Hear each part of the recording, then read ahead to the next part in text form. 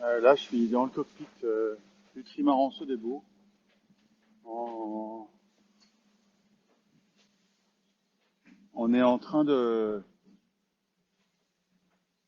rentrer dans la baie de Hobart. Je suis en train d'enrouler une des pointes de l'extrême sud de la Tasmanie. Jusqu'à il y a quelques minutes, j'avais 30 nœuds de vent et une houle de 5 à 6 mètres, très impressionnante.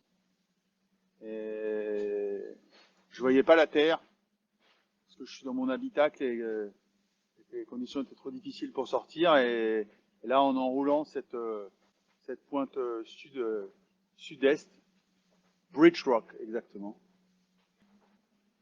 j'ai vu mon premier phare depuis plusieurs semaines. Depuis 3 semaines, j'avais pas vu de phare, j'avais pas vu de lumière. J'avais vu des cargos, certes, mais là, c'est une lumière sur et la lune qui est très haut dans les nuages éclaire en ombre chinoise l'énorme falaise Mountain Midway. C'est l'île qui est sur mon bâbord, qui est donc la Tasmanie. Ça fait à peu près 300 mètres de haut, donc ça fait vraiment une ombre très très haute. Le vent est canalisé le long de cette paroi.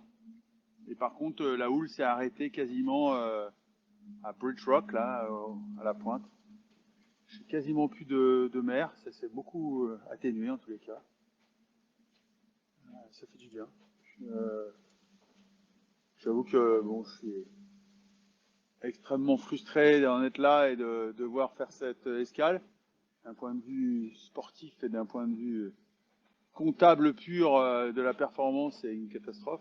Par contre, je pense que d'un point de vue sécurité, c'était la bonne décision. Donc d'un point de vue sens marin, c'était un devoir. Et, et voilà, cette émotion de voir cette première lueur là, c'était quelque chose. J'étais J'étais presque ouais, ému de voir ça, de redécouvrir ce que c'est qu'une lueur. Voilà, je vous livre vraiment en instantané le fait d'avoir arrondi la pointe extrême sud-ouest et là sud-est de la Tasmanie et de rentrer dans Adventure Bay juste avant la baie de